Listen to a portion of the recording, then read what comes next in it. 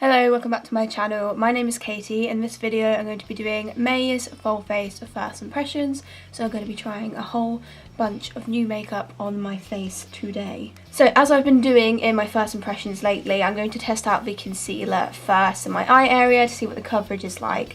And I finally have picked up the L'Oreal More Than concealer, the infallible one, and I got mine in the lighter shade, which is porcelain, and oh my god, this is really pale. I was not expecting it to be this pale, but yes, this is what it looks like here. I need to get rid of that barcode. So I've heard a lot of really positive things about this concealer, so I'm quite excited to try it, and a lot of YouTubers I watch have said it's really good, so that's given me some hope that it hopefully should be good. It's always nice when we spend our money on things that are actually good.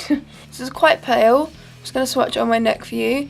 The undertone I would say is pretty bang on neutral. It doesn't really look pink and it doesn't really look yellow. It just kind of looks just like a straight up neutral undertone. In fact, it is slightly lighter than my skin tone, which means that I can brighten, which is always nice when I can actually sort of brighten. And I'm really impressed with the shade. I think maybe if I got like the second lighter shade, that might like match my skin tone more, but I mean, I don't know, because sometimes like shade ranges don't like jump massively between shades, so for all I know, the second shade actually is too dark, but I don't know because I've not got it on me. There you go, you can see my lovely bags and my lovely veiny eyelids. So shall we see how this covers them? And it's another concealer with a big doe foot, which we always love. The colour of this actually reminds me a lot of the lighter shade of the Nabla concealer, because that's really pale, but the undertone's quite neutral. Really similar colour. I mean, this could potentially be like a dupe for that, because the Nabla one, well, I mean, it's not really though, because the Nabla one's like £15 and this one is like £10, so it's only like £5 saving really.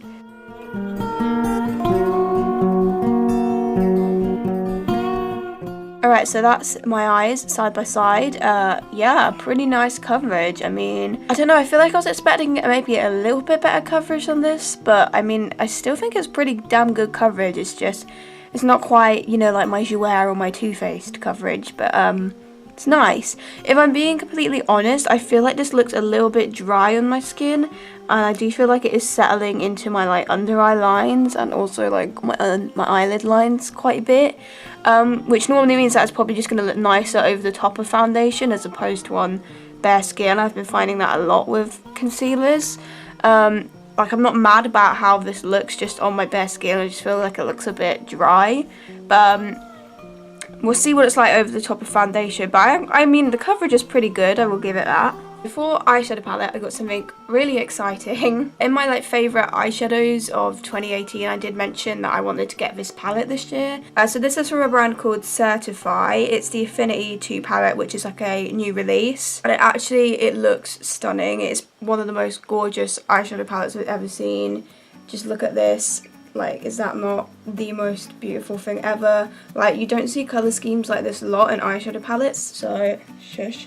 That is what drew me to it. I mean, like, just look at it, it's stunning. This was, I think, £30, so it's not a super cheap eyeshadow palette, definitely not. You do get 18 eyeshadow shades in there though, so I mean, I still feel like you are getting quite a lot for your money. Like £1.50 per shade, really, so I mean, it's not too bad. So what I'm going to do is, I'm just going to go off camera and do a eyeshadow look with this on one eye, and then show you what I did on the other eye, just because when I do first impressions of eyeshadow palettes, my eyeshadow always just turns out rubbish.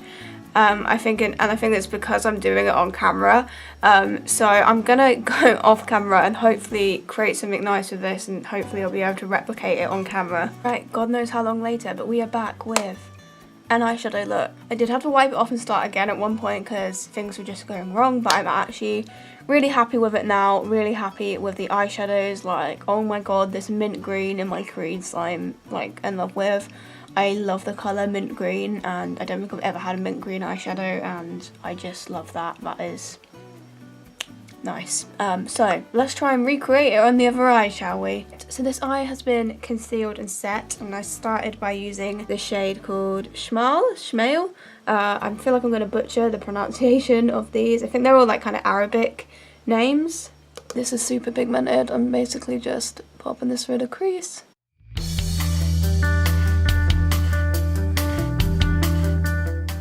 I'm going in with the colour next to it called Fraz. Fraz, more sort of bluey green colour, and just putting that one underneath.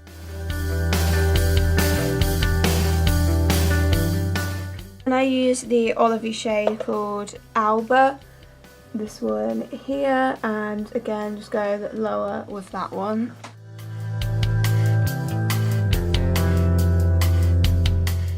And I'm using the L'Oreal concealer, and I'm gonna do a cut crease.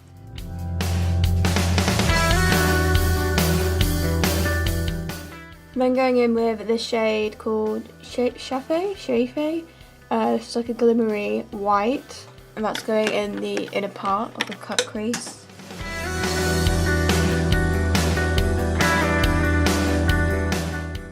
And then using the shade called Shuhab.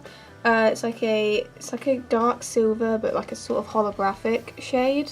I'm putting that in the outer part.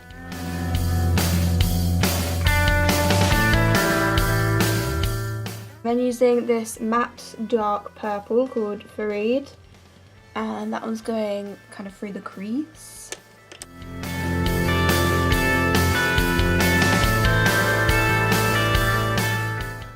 I'm just going in with a bit of the white icy shade that I used before, just under my brow bone.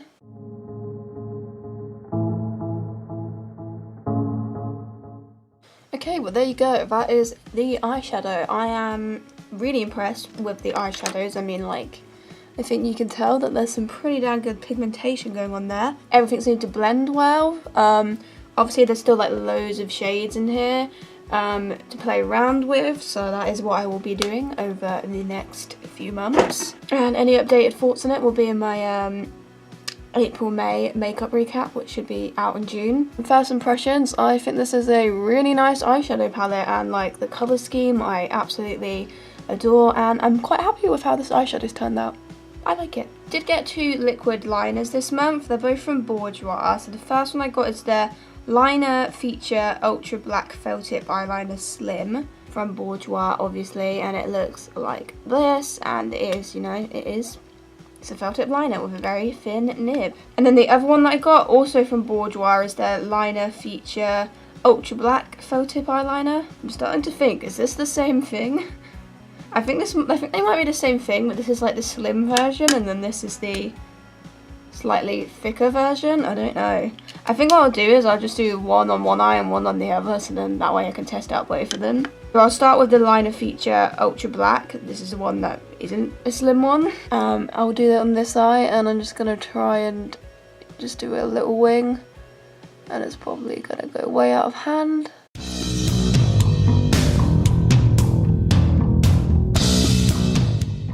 I didn't completely fuck it up. I mean, yeah, that works. That wasn't too difficult to use. It's not like super duper black, like it could be a bit more of a dramatic black, but I mean, it's still pretty effective. I like that quite a lot, actually. I think this is literally the same eyeliner, just in a slim format. I didn't even realise that I'd done that. I thought they were completely 2 different eyeliners. So we'll see if this one's like any easier to use, because the nib definitely is a bit thinner than that other one.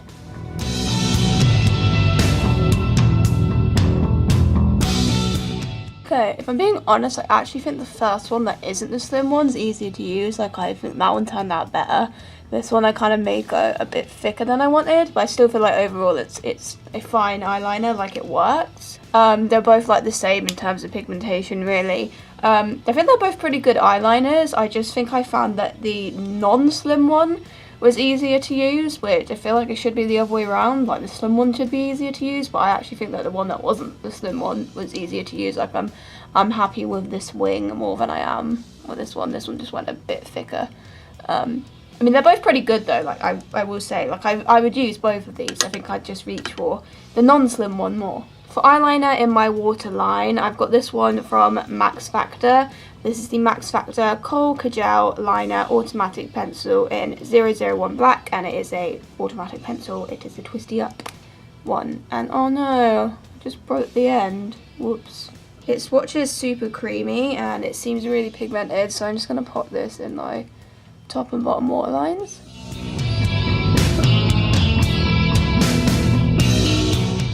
Happy with that. That's shown up well in the waterlines. Looks super dramatic. I mean, the formula's pretty creamy. I've had creamier eyeliners than this one, if I'm being honest, but it was pretty easy to use. I did feel like I had to build up a little bit, but like really didn't take that much time at all. Like I'd be happy to spend that time on it because that is a pretty dramatic waterline, which is exactly what I want. I've got another product from Bourjois for my mascara. This is the Bourjois Volume Glamour Ultra Curl mascara. This is the one with the little light pink top. I've tried a few Bourjois mascaras and I've always found that I really like them, but they do dry up quite fast, I find, so that's my one issue with Bourjois mascaras, but I have found that they generally are very volumizing.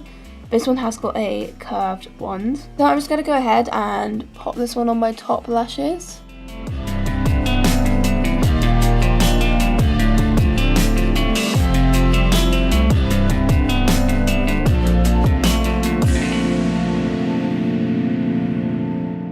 Okay, so I've built up as much of that mascara as I can have the patience for.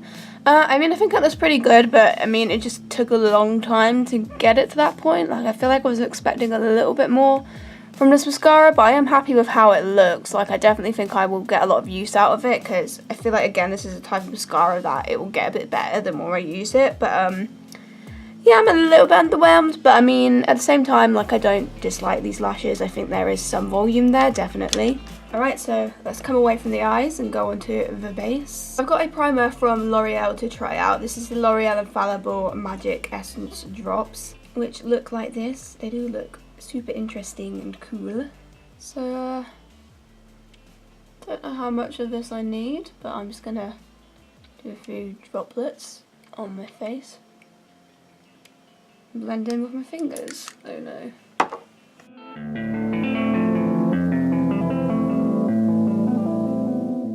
It's drying quite fast. I'm going tacky, which I consider a good thing. I kind of want my primers to sink in quite fast and then become tacky. I just feel like that's ideal. It definitely does have a little bit of a glow to it, but I wouldn't say it's like an overwhelmingly glowy primer. Like, I can see like a bit of like glowiness to it, definitely. I'm just gonna let that absorb into my skin for a little while before I go on with foundation. For foundation, I got this one from C.Y.O. This is the Matte Foundation No Shine Zone. Mine's in the shade 203, which I'm pretty sure is the lightest shade. It was hard to tell with the pictures online, but it was the highest number, so I assumed that it was the lightest shade. This is definitely too dark for me. The shade range of C.Y.O. foundations is absolutely rubbish, really. It's not good at all.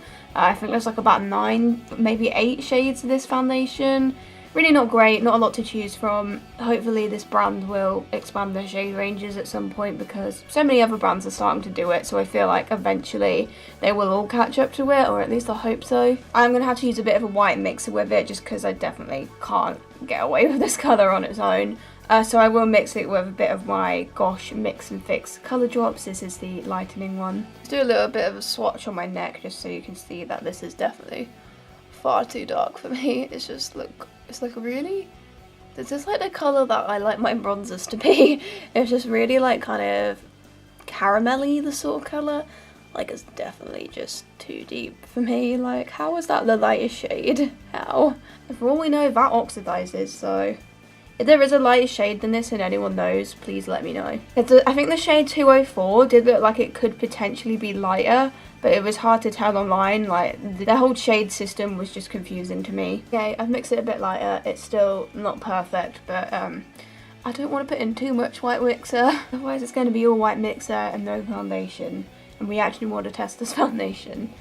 So my base may look a little bit dark, but to be fair, the concealer's quite light, so that might help me to brighten it up a bit.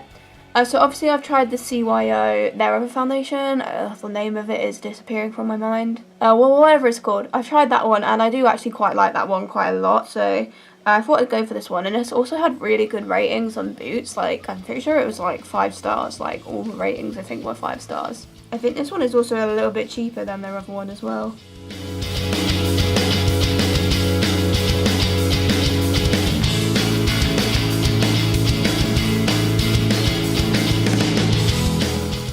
Okay, so the no shine thing is confusing because I feel like I look really oily right now, which is fine. Like, I don't mind oily foundations, but considering it's called like a no shine foundation, I'm like, that's not how I'd describe it. There's some definite oilage going on here.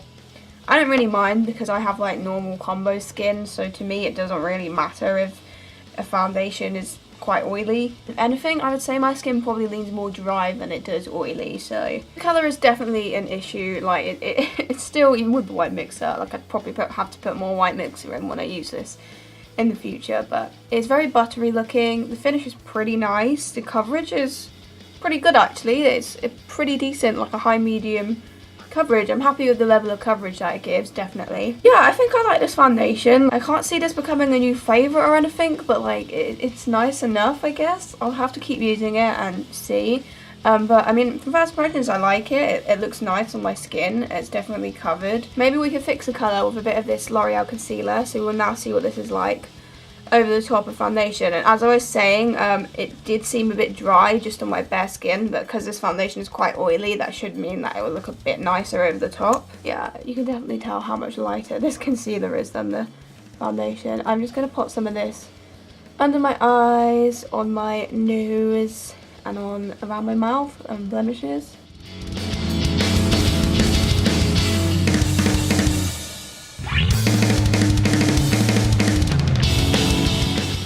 Definitely like how that concealer looks way better over the top of foundation. It definitely doesn't look as dry. Over the top of foundation, yeah, I quite like that concealer. Definitely like happy with the level of coverage I've got going on here. Like everything that I want covered is covered. Yeah, I definitely will just have to keep using this concealer. But from first impressions, I didn't really like it on my bare skin. Over the top of foundation, it works pretty well, definitely. But I don't know, I just feel like I'm a little bit underwhelmed just because of all the hype about it. But we'll see. I need to, you know, give me some time. That's why I do makeup recap videos. Okay, so for powder, I picked up 3 powders. 2 of them I've tried before, so they won't be first impressions. So I got another one of the NYX HD finishing powders. This is the translucent one. I've used this before and I really like it. Already been using this since I got it delivered, and you know what, it is actually pretty decent powder for someone that really struggles with powders. You know, this is definitely one of the better ones out there, definitely. Also got a Maybelline matte maker in Classic Ivory, which I seem to remember liking as well. Not used this again yet, purely because I cannot get the lid off this. Like, I've tried really hard and like I cannot get the bloody lid off this, which is annoying because I actually want to, you know, try this powder and remember if it's as good and find out if it's as good as I remember it being. I did also pick up another shade of that NYX HD finishing powder. I got the banana shade. I've obviously never tried this before. I thought that it would be a little bit lighter than it is. I was expecting it to be more of like a pale yellow colour, just because the pictures I saw online kind of made it look like that, but I guess those pictures were misleading because I feel like it just looks like it's gonna be a bit dark. This is my only first impression that I have, so I'm gonna try it out today. Yeah, look, regardless, I'm going to use the banana NYX powder, set my face down, and things will probably go wrong, but whatever.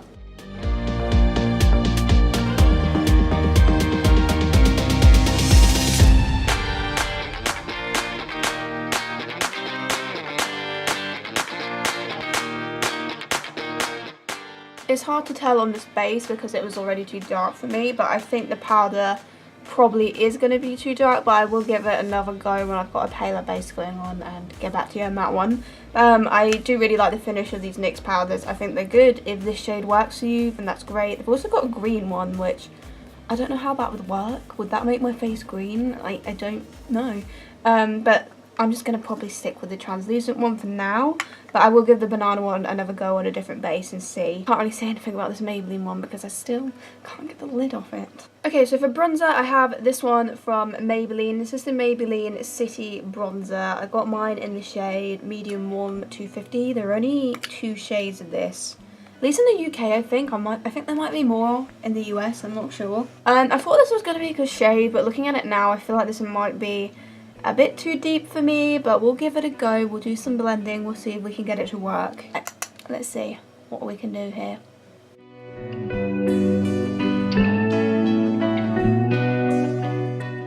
Yeah, the colour isn't perfect for me. It's a little bit reddish, but I'm going to just blend it out a little bit.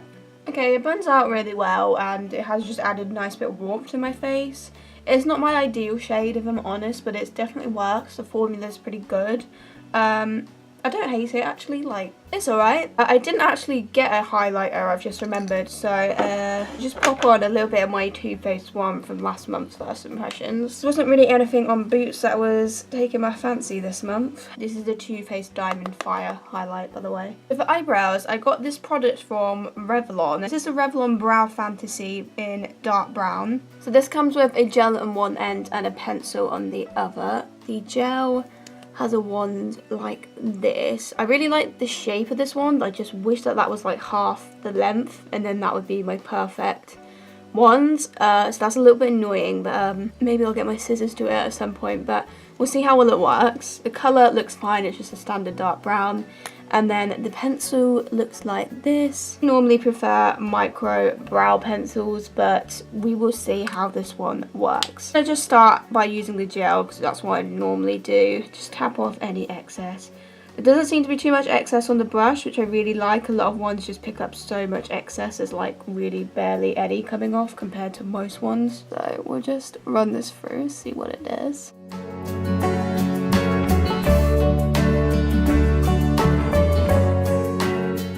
Never seen a gel formula quite like that. It's definitely not like too harsh or anything, which is great. It just has a bit of a strange texture though. I'm going to go ahead and use the pencil, fill them in further, hopefully get a bit more definition.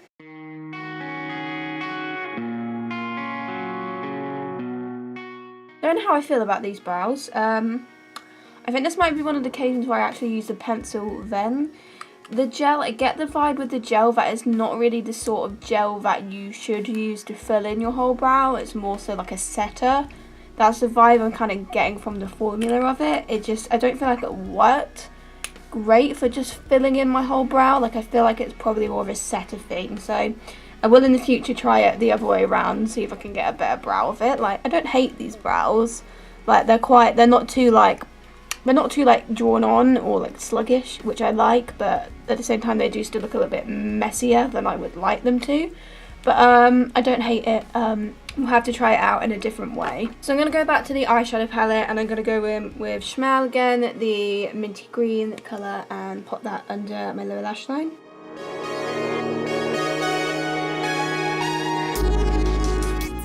I'm going to go in with this colour called A Quib. Which is under the purple that I used earlier. It's a little bit more bluey toned. I'm going to put that one closer to my lower lash line.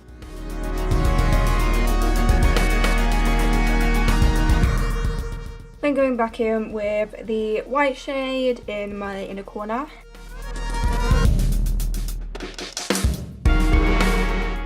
Then I'm just going to pop some more of the Bourjois mascara on the bottom lashes.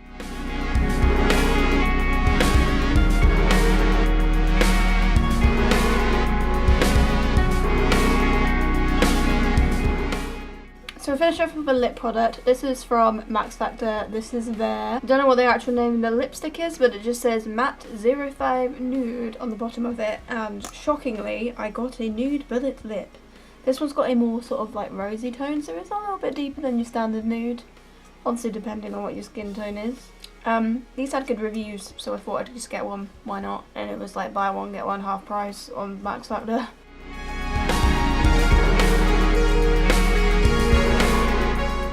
That's pretty, that's smooth, that's creamy. It's not standard nude, like I'd say this is actually more of a pink than it is a nude, so hey. I was gonna go off camera, sort my hair out, clean up any mess, and I'll be back. Can't really be bothered to dry my hair, if I'm honest, so I'm just gonna leave my appearance as this. There's only really one thing that I say I'll kind of fallen in love with, and that'll be the eyeshadow palette. I do think that it is an amazing eyeshadow palette, and can't wait to play around with this some more. And you know what? I'm happy with how the eyeshadows actually turned out for once. There is another palette by this brand, which is like, it's got mostly purples and then like a yellow in it. I think I might get that one at some point as well. But I mean, they are 30 quid, so they're not super cheap. But I definitely think that it's a pretty good eyeshadow palette. So I quite like both of the eyeliners from Bourjois. As I said, I prefer the one that is not the slim one. I think I will get a lot of use out of these eyeliners, definitely. Like, I'm actually happy with it. Like, I don't feel like I made my wing too bulky. Max Factor eyeliner I really liked. I'm not in love with this Bourjois mascara. I think it might grow on me, but I mean, I don't know. I feel like I expected a bit better just from my memory of Bourjois mascaras in the past. But I mean, it's okay. It's given me some volume, definitely, but it just took a long time to get there. Foundation's pretty nice. It has got some really nice coverage. Shame about the colour, really. I had a better shade range for this, but you know, I'll keep mixing, I'll keep trying. But the coverage is really nice, the finish seems really nice. I do think the foundation itself is probably pretty good. If you've got super oily skin, maybe not. I don't really understand why it's called a no shine zone, because it definitely looked oily on my skin, that's for sure. L'Oreal concealer, again a little bit underwhelmed with it if I'm honest, but I mean I did like how it sat on the top of foundation, just not on bare skin. It did give me some additional coverage, which is nice, but I mean I don't feel like this has revolutionised my life in any way, which is a bit underwhelming just because I've heard a lot of good things about it, but not bad concealer at all. We'll obviously keep using. The lipstick is nice. I feel like it may be a little bit too creamy for me. Like it does feel like it's going to kind of transfer and smudge a bit. I'd rather it just be a bit more matte. But the colour pigmentation is gorgeous and it feels really nice on the lips. It doesn't emphasise lines or anything like that. And it's an interesting colour that I don't have a lot of. And the bronzer, it seems quite nice, the formula of it. And you know, I think I can make the shade work, but it's still not my ideal shade. I would prefer something a little bit paler. Primer also seems quite nice too. Definitely felt really tacky and like it gave something to my makeup to stick onto. So yeah, interesting first impressions, definitely. This is definitely one of those first impressions where I feel like I need a lot more time with the products. So any updated thoughts that I do have on these products will go in my April-May makeup recap, which will probably go out in June at some point, obviously. Yeah, I've enjoyed putting all this makeup on my face. Hope you've enjoyed it too, and thank you for watching, and I'll see you in my next video. Goodbye.